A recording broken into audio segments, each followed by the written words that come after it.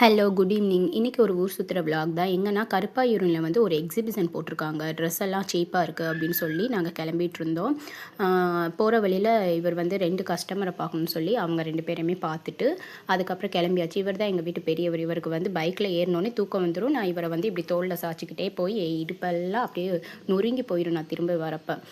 சின்னவர் தூங்க மாட்டார். சரின்னு சொல்லி அங்கே போயிட்டுருக்கும்போது வழியில் வந்து ஒரு ஏரி பார்த்தோம். அங்கே வந்து மீனெல்லாம் எப்போவுமே இருக்கும் போல். நான் இன்றைக்கி தான் பார்த்துருக்கேன். சீப்பாக தான் இருந்துச்சு. மீனெல்லாம் போய் அங்கே வாங்கலாம்.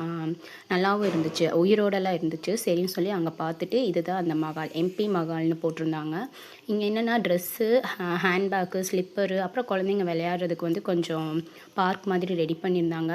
ரேட்லாம் ஒன்றும் கம்மியெல்லாம் இல்லை. சும்மா பேருக்கு சொல்லியிருக்காங்க. எப்படின்னா ஒரு ₹200 பொருள் ₹600 அவங்களாம் ரேட் போட்டு அவங்க ஒரு ₹200 திருப்பி குறைச்சி தர மாதிரி ஒரு செட்டப் மாதிரி தான் இருந்துச்சு. அங்கே போனதுலேயே பெஸ்ட் என்னென்னா இந்த பிரியாணி ₹100க்கு பிரியாணி, சிக்கன் பிரியாணி. அதை வாங்கி சாப்பிட்டு தம்பிங்களுக்கு கொஞ்சம் விளையாட விட்டுட்டு இந்த கார் ஓட்டுறதுக்கெல்லாம் நல்லா செட் பண்ணியிருந்தாங்க. பட் இதில் வந்து தம்பிங்களுக்கு உட்கார முடியல. சின்ன குழந்தைன்னு சொல்லி உட்கார விடலை. சரின்னு சொல்லி வச்சு ஃபோட்டோ மட்டும் எடுத்துகிட்டு அதுக்கப்புறம் வந்து வீட்டுக்கு கிளம்பியாச்சு. வரும்போது நான் அங்கே போய் மீன் வாங்கிட்டு வீட்டுக்கு